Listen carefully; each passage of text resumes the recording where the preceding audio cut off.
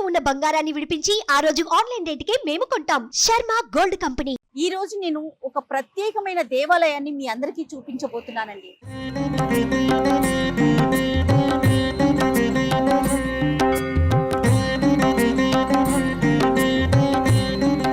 ఈ ఆలయం విశిష్టత ఏంటంటే అర్ధనారీశ్వర స్వామి ఆలయం.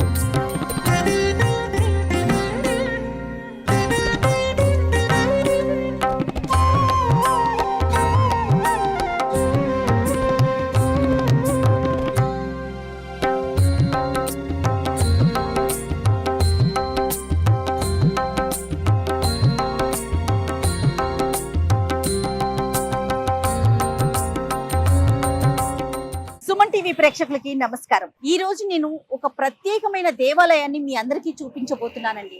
అది ఎక్కడుందంటే హైదరాబాద్ లోని హైటెక్ సిటీ దగ్గర కొండాపూర్ లో కొలువై ఉంది.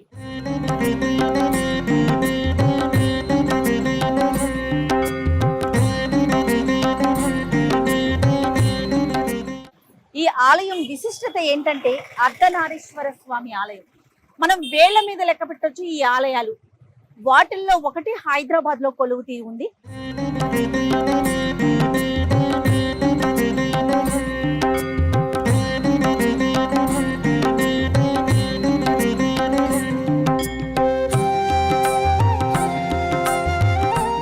ఒక పుణ్య దంపతులిద్దరికి అమ్మ కలలోకి వచ్చి ఈ ఆలయాన్ని నిర్మించమని కోరడంతో వాళ్ళు ఎవరి దగ్గర కూడా ఎటువంటి డొనేషన్స్ కానీ ఫండ్స్ కానీ తీసుకోకుండా, విరాళాలు సేకరించకుండా వాళ్ళంతటా వాళ్ళుగా ఈ ఆలయాన్ని నిర్మించారు.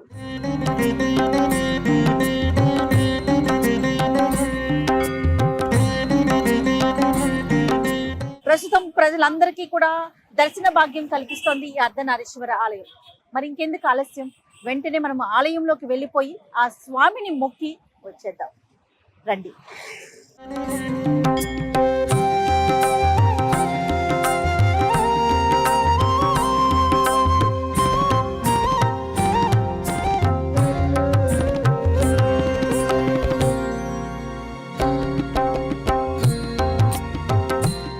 నేను అర్ధనారీశ్వర ఆలయానికి వచ్చానండి.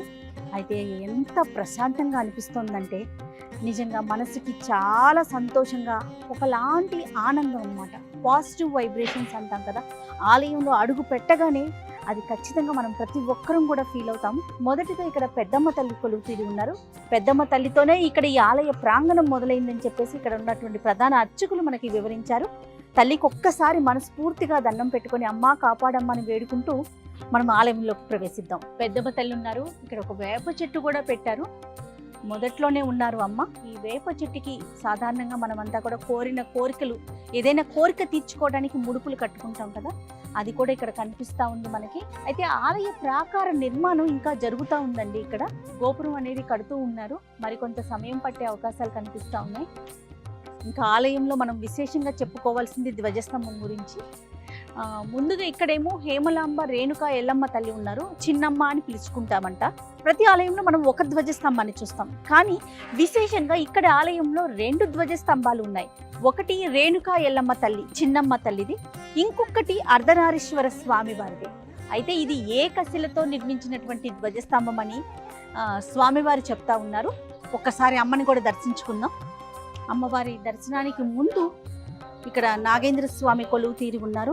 ఆలయంలో ఏదైనా చెడు జరగబోతోంది, ఇక్కడ పరిసరాల్లో ఏదైనా ఇబ్బంది కలగబోతోంది అన్న ఆలోచన వచ్చినప్పుడు నాగేంద్ర స్వామి వారు పాము రూపంలో వచ్చి ఇక్కడ తచ్చాడుతూ ఇక్కడ నడియాడుతూ ఉంటారని, ఆయన వచ్చారు అంటే ఏదో జరగబోతుందనే ఒక సంకేతం అని, మిగతా పూజలు ఎటువంటి అపచారం జరగకుండా ఉండటానికి పూజలు మొదలైనవి చేస్తామని కూడా చెప్తూ ఉన్నారు. శ్రీ హేమలాంబ రేణుకా ఎల్లమ్మ తల్లి చిన్నమ్మగా పిలుస్తామని చెప్తూ ఉన్నారు. ముందుగా అమ్మని దర్శించుకున్న తరువాత అర్ధనారీశ్వర స్వామి దర్శనం చేసుకుంటారు భక్తులంతా. శ్రీ మహా హేమలాంబ రేణుకెల్లమ్మ దేవత సంపూర్ణ అనుగ్రహ ప్రసాద సిద్ధ్యర్థం యజమానస్య సహకుటుంబానాం ఆయురారోగ్య అష్టైశ్వర్య భోగభాగ్య అనుకూల్యత సిద్ధ్యర్థం శ్రీ మహా అఖిలాండ కోటి బ్రహ్మాండ నాయకిని శ్రీ మహా హేమలాంబ రేణుకెల్లమ్మ దేవత సంపూర్ణ అనుగ్రహ ప్రసాద సిద్ధ్యర్థం వీరికి సుమంగళే భవ మనోవాంఛా సిద్ధిరస్తు శ్రీ మహా రేణుకెల్లమ్మ దేవత సంపూర్ణ అనుగ్రహ ప్రాప్తిరస్తు. శ్రీ మహా హేమలాంబ రేణుకెల్లమ్మ దేవత చరణారవిందం త్వదీయముద్ధానం అలంకరోతు. గురుగారు, అమ్మవారి యొక్క విశిష్టత ఏంటండి? ఇక్కడ అమ్మవారి యొక్క విశిష్టత ఏమిటంటే, అమ్మవారికి ప్రతి మంగళవారం అభిషేకం ఉంటుంది. ప్రాతకాలాన్నే ఉదయం పూట అమ్మవారికి 5-5:30 ప్రాంతమున అభిషేక కార్యక్రమాన్ని చేపడతాం. అలాగే అభిషేక అనంతరం అలంకరణ ఉదయం 7-7:30-8 గంటల వరకు అభిషేకము, అలంకరణ, ప్రాతకాల పూజ అనేది పూర్తవుతుంది. ఇప్పుడు హేమలాంబ రేణుక ఎల్లమ్మ తల్లి అంటాం కదా, చిన్నమ్మ అన్న పేరు ఎలా వచ్చింది? ఆమెకు చిన్నమ్మ అనే పేరును దేవాలయ ధర్మకర్త గారు చిన్నమ్మ అని పేరు పెట్టడం జరిగింది అమ్మవారికి. ఆ విధంగా అమ్మవారిని చిన్నమ్మ అని పిలుచుకోవడం జరుగుతుంది. సంతోషం అండి. చిన్నమ్మని దర్శనం చేసుకున్నాం కదా, నెక్స్ట్ మనం అర్ధనారీశ్వర స్వామి ఆలయంలోకి వెళ్దాము. వెళ్లే ముందు ధ్వజస్తంభాన్ని ఒక్కసారి చూసి దండం పెట్టుకొని తర్వాత మనం అర్ధనారీశ్వర స్వామి ఆలయ విశిష్టతని చూద్దాం. ఇది అర్ధనారీశ్వర స్వామి ధ్వజస్తంభము. మనం ఇక్కడ చూస్తే కనుక శివుని యొక్క 3వ కన్ను దీని మీద చెక్కటం జరిగింది. ఇది కూడా ఏకశిలతో నిర్మించబడింది. చాలా అద్భుతంగా కనిపిస్తూ ఉంది. స్వామివారి ముందు ఏకశిలతో ధ్వజస్తంభం నిర్మాణం చేయడం జరిగింది. తర్వాత ఆలయ గోపురం మీద కూడా మనం ఒకసారి చూసుకుంటే త్రిశూలం, డమరుకం, ఓం శక్తి, ఒకవైపున నంది, స్వామివారి వాహనమైనటువంటి నంది, అమ్మకి ప్రతీకగా సింహాన్ని అక్కడ ఉంచటం జరుగుతూ ఉంది. తర్వాత లోపలికి వెళ్దాం, స్వామివారిని ఒకసారి చూద్దాం. మనం ఏ శివాలయానికి వెళ్ళినా ముందు ఆయన వాహనమైనటువంటి నందితో మాట్లాడి దర్శించుకున్న తర్వాతే స్వామివారి దర్శనం. కానీ ఈ ఆలయంలో చూసుకుంటే ప్రతి అడుగు, ప్రతి అణువు చాలా ప్రత్యేకంగా కనిపిస్తూ ఉన్నాయి.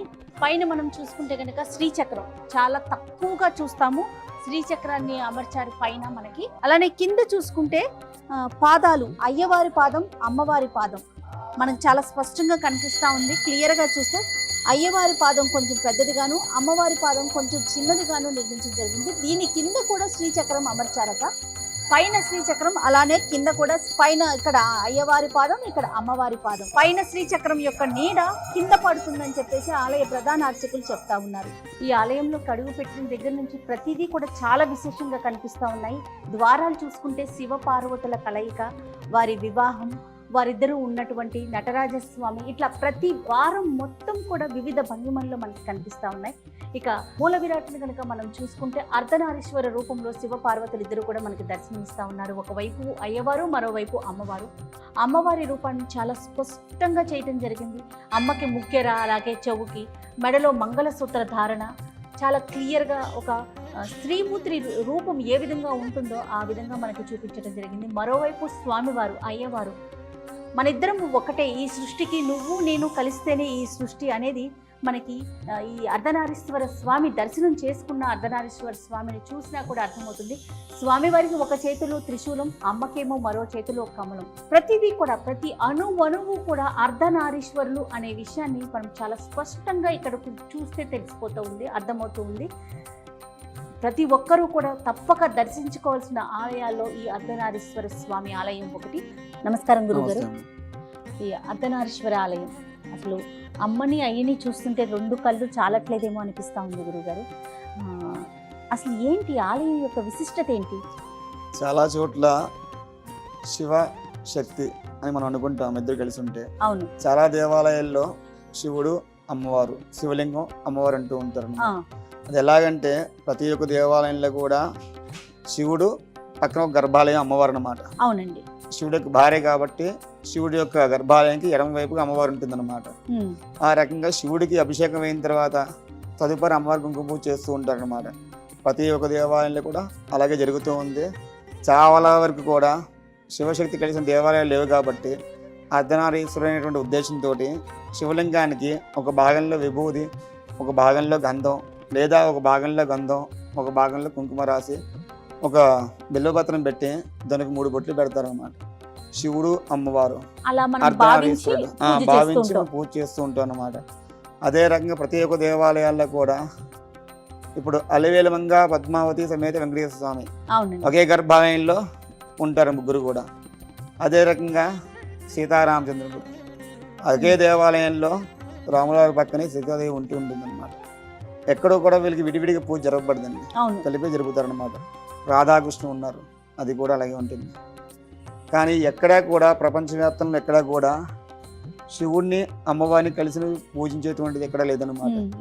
అదే రకంగా మా దేవాలయంలో వాళ్ళు అమ్మవారికి ఇటువంటి సంకల్పంతో ప్రతి చోట కూడా ప్రతి ఒక్క విషయాన్ని కూడా గమనించి తెలుసుకొని అందరికీ వెతికి ఏం చేయాలి, ఒక మంచి దేవాలయం కట్టాలనే ఉద్దేశంతో వాళ్ళకి అమ్మవారి ఒక రూపంలో ఒక ఆసనం ఇచ్చి అర్ధనారీశ్వరుడు అంటే శివ శక్తి ఇద్దరిని కల్పించి పూజించేటువంటి దేవాలయం కట్టాలి అనేటువంటి ఆలోచన విధానాన్ని అమ్మవారు గుడి యజమానికి కనిపించడం జరిగిందండి. అదే రకంగా చాలా వరకు కూడా సరే అయితే ఆ శిల, ఆ విగ్రహం శిల ఎక్కడ, ఏంటి, ఎవరు తయారు చేస్తారనే విషయం కోసం కూడా చాలా ఆలోచిస్తూ ఉన్నారు. తర్వాత అది కూడా అమ్మవారి రూపంలో వచ్చి చెప్పడం జరిగింది. అదే రకంగా స్వామివారిని ఏకశిలా గురువు గారు ఏకశిలండి. ప్రపంచంలో ఎక్కడా కూడా ప్రతి చోట కూడా పూర్వకాలంలో దేవాలయాల్లో పూర్వరాజులు చోరాజుల కాలంలో అప్పుడు హిందూ కొన్ని మత ప్రచారాల్లో గొడవలు అవుతున్నప్పుడు కొంతమంది దాడులు చేసి శివలింగాలని దాడి చేయడం, ధ్వంసం చేస్తూ ఉండేవారు అన్నమాట. ఆ ధ్వంసంలో పగిలిపోతూ ఉండేవి. పగిలిపోయిన వాటిని అప్పట్లో ఏం చెప్పేవారంటే అమ్మవారు, అయ్యవారు అని చెప్పేవారు అన్నమాట. ఆ రకంగా చాలా వరకు అర్ధనారీశ్వరులు అని చెప్పేవారు.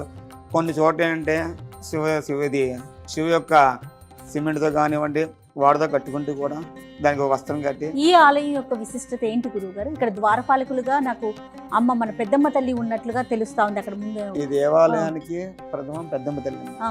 ఆవిడ యొక్క నిర్మాణంతో, ఆవిడ యొక్క ఆశీస్సులతో మా గుడి యజమానురాలకి కానీ యజమానికి కానివ్వండి ప్రతి ఒక్క దారి కూడా రూపం జరుగుతూ ఉందన్నమాట. తర్వాత రేణుకా ఎల్లమ్మ, హేమలాంబ రేణుకా ఎల్లమ్మ, హేమలాంబ రేణుకా ఎల్లమ్మ ఆవిడ్ని మా దేవాలయంలో చిన్నమ్మ అని అంటూ ఉంటారు. చిన్నమ్మ చాలా ఇదిగా విశిష్టంగా మహిమగా చూస్తూ ఉంటారు. తర్వాత ప్రతి ఆలయంలో మనము ఒక ధ్వజస్తంభాన్ని చూస్తూ ఉంటాం. కానీ ఇక్కడ ఈ ఆలయంలోకి లోపలికి రాగానే ఫస్ట్ కనిపించింది 2 ధ్వజస్తంభాలు. వీటి విశిష్టత ఏంటండి? అదే విశేషం ఉంది. హేమలాంబ రేణుకెళ్ళమ్మ దేవాలయంతో ఆపేద్దామ నిర్మాణం అనుకునేటువంటి విషయంలో అమ్మవారి ప్రతిష్ఠ జరిగింది. ధ్వజస్తంభం కూడా ప్రతిష్టాపన జరిగింది. తదుపరి ఆయనకి అమ్మవారి సంకల్పంతో మా యజమానురాలి గారికి కూడా అర్ధనారీశ్వర దేవాలయం కట్టాలి, అది ఏకశిల రూపంలో చేయాలి. అమ్మవారి యొక్క సంకల్పం తీసుకుని అదే రకంగా శివశక్తుల్ని తీసుకుని దానికి తగ్గట్టుగానే మన తెలంగాణ ఎక్కడే కూడా లేని విధంగా ఏకశిలా ధ్వజస్తంభం అండి. ఆ రకంగా 2వ ధ్వజస్తంభం అమ్మ అయ్య, అమ్మవారు అయ్యవారు కలిసి ఉండేటువంటి దేవాలయం కాబట్టి దానికి ఎదురుకుండా ధ్వజస్తంభాన్ని విశిష్టంగా నిర్మాణం చేయబడింది అన్నమాట. గురువు గారు, ఇప్పుడు అర్ధనారీశ్వర స్వామి వారిని దర్శించుకుంటే ఎలాంటి శుభాలు కలుగుతాయండి? మన ఈ శివశక్తి అర్ధనారీశ్వర స్వామి వారిని దర్శించుకుంటే వివాహం కాని వాళ్ళకి వివాహానికి, సంతానం లేని వాళ్ళకి సంతానం కొరకు, వ్యాపార నష్టాలు కానివ్వండి, అంటే ఒక మనిషికి జీవితంలో పుట్టినప్పటి నుంచి కాలం చేసేంత వరకు కూడా ఏవేవైతే ఇబ్బందులుగా ఉంటూ ముందుకు వెళ్ళలేకపోతాడో ఆ యొక్క ప్రతి ఒక్క కార్యం కూడా ఖచ్చితంగా నెరవేరుతుందండి. ఆ యొక్క ఆశీస్సులు ఇచ్చేటువంటి స్వామి శివశక్తి అర్ధనారీశ్వరుడు అన్నమాట. ఏకశిలా రూపంలో ఉన్న స్వామివారు కాబట్టి ఎవరికి ఎటువంటి బాధలున్నా ఎటువంటి ఇబ్బందులున్నా కూడా ఖచ్చితంగా నెరవేరుతాయండి. గురుగారు, ఆ ఆలయంలో స్వామి వారికి ఏ ఏ సందర్భాల్లో ప్రత్యేక పూజలు చేస్తారు? ప్రతి సోమవారం పొద్దున స్వామివారికి 5 గంటలకు అభిషేకం ఉంటుందండి. అభిషేకం అయిపోయిన తర్వాత తదుపరి 7:30 స్వామివారి ఉత్సవమూర్తులు అన్నమాట, శివపార్వతుల విగ్రహాన్ని బయట పెడతాం అన్నమాట. చాలామంది భక్తులు అభిషేకం చేసుకుందామని వస్తూ ఉంటారు. వాళ్ళకి కొంచెం వచ్చి అభిషేకానికి తీసుకుని దారి లేక ఇబ్బంది పడుతూ ఉండేసరికి ఆ ఉత్సవమూర్తి మేము స్వయంగా బయట పెట్టి అభిషేకాలు చేస్తూ ఉంటాం. ఉదయం 7:30 నుంచి 11:30 వరకు భక్తులు ఎవరు వచ్చినా కూడా పాలు కానివ్వండి, పెరుగు, వివిధ రకాలు ఏమి తెచ్చుకున్నా కూడా వాళ్ళు స్వయంగా అభిషేకం చేయిస్తాం అన్నమాట. ఆ అభిషేకం కూడా మేము శివశక్తులు 2 ఉన్నారండి. ఎవరు? అమ్మవారు, అయ్యవారు ఉన్నారన్నమాట. అభిషేకం కదా అని చెప్పేసి అయ్యవారిని ఒక్కరిని తీసుకుని బయట పెట్టమండి. ఉమ్. ఏకశిలా రూపంలో వాళ్ళిద్దరూ ఉన్నారు కాబట్టి అదే రకంగా ఇక్కడ ఏ కార్యక్రమం చెప్పినా సరే ఇద్దరు బయటకు వస్తారన్నమాట. ఆ రకంగా చేస్తూ ఉంటాం. అదే రకంగా ప్రతి సోమవారం సాయంత్రం రుద్ర నమ్మకం జమ్మకం పారాయణ ఉంటుందండి. తదుపరి మంగళవారం నాడు ఉదయం 5 గంటలకు హేమలాంబ రేణుకెళ్ళమ్మ వారికి అభిషేకం ఉంటుంది. తదుపరి ఆ రోజు సాయంత్రం 6:30 కుంకుమార్చనలు ఉంటాయండి. మంగళవారం పూట శ్రీదేవి కట్కుమార సూత్ర పారాయణ ఉంటుంది. తర్వాత నీరాజ మంత్ర పుష్పాలు ఉంటాయి, ప్రసాద వితరణ ఉంటుంది. తదుపరి ప్రతి శుక్రవారం నాడు కూడా ఉదయం శక్తికి అభిషేకం ఉంటుందన్నమాట. శక్తికి సోమవారం నాడు శివ, శుక్రవారం నాడు శక్తి అన్నమాట అభిషేకం ఉంటుంది. భక్తులకి ఈ సందర్భంగా భక్తులకి భక్తులకి ఏమైనా సందర్భం- చెప్పదలుచుకున్నారా మీరు? ఎవరైనా సరే ఎటువంటి ఇబ్బందుల్లో ఉన్నా, ఆర్థికంగా ఇబ్బందుల్లో ఉన్నా, అనుకున్న పనులు అవ్వకపోయినా, మనశ్శాంతి అనేటువంటిది లేకపోయినా, చెప్పుకోలేని కొంచెం బాధ చాలా మందికి ఉంటూ ఉంటే అది మనం అన్నీ కూడా చెప్పలేం. కాబట్టి ఎవరైనా సరే ఈ దేవాలయానికి వచ్చి చుట్టూ కూడా 9 ప్రదక్షిణాలు చేసుకొని మనసు ఏదైనా కోరిక అనుకుని తలుచుకుంటే ఖచ్చితంగా నెరవేరుతుందండి. చాలా సంతోషం గురుగారు. ఆలయం గురించి, ఆలయ విశిష్టత గురించి చాలా క్లుప్తంగా సెలవిచ్చారు. చాలా సంతోషం. ఇంకా ఆలయంలో చాలా విశిష్టతలు ఉన్నాయండి. ఆలయం చుట్టూ కూడా తిరిగి ఒకసారి చూసుకొని తప్పకుండా సంతోషంగా గురుగారు, తప్పకుండా గురుగారు. నమస్తే. వస్తాం.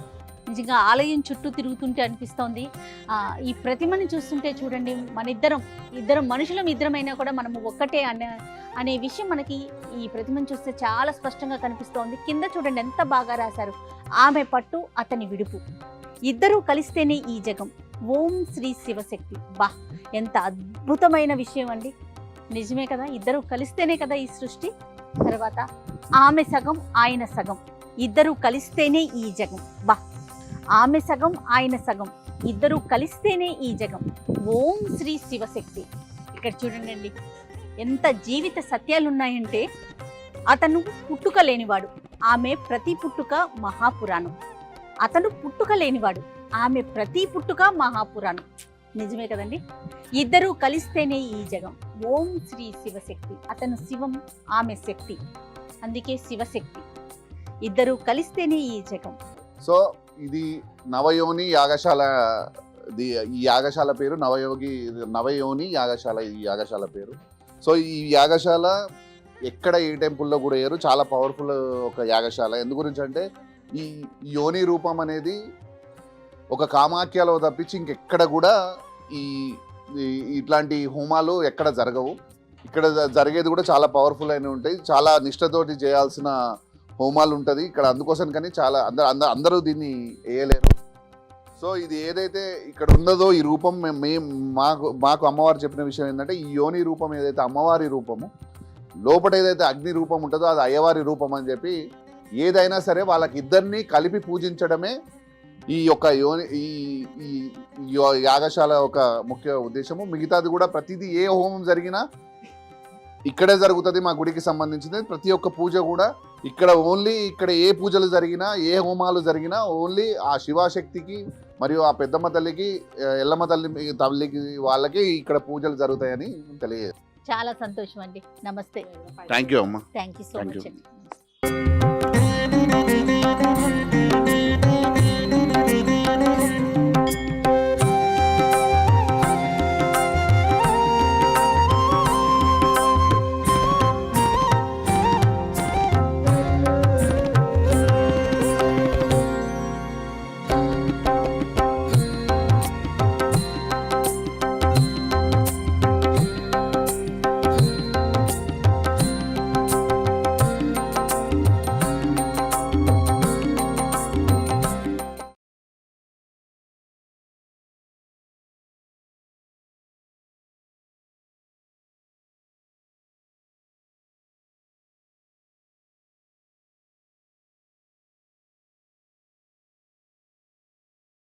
సుమన్ టీవీలో మీ పర్సనల్ అండ్ బిజినెస్ ప్రమోషన్స్ కోసం కింది నెంబర్కి కాంటాక్ట్ చేయండి.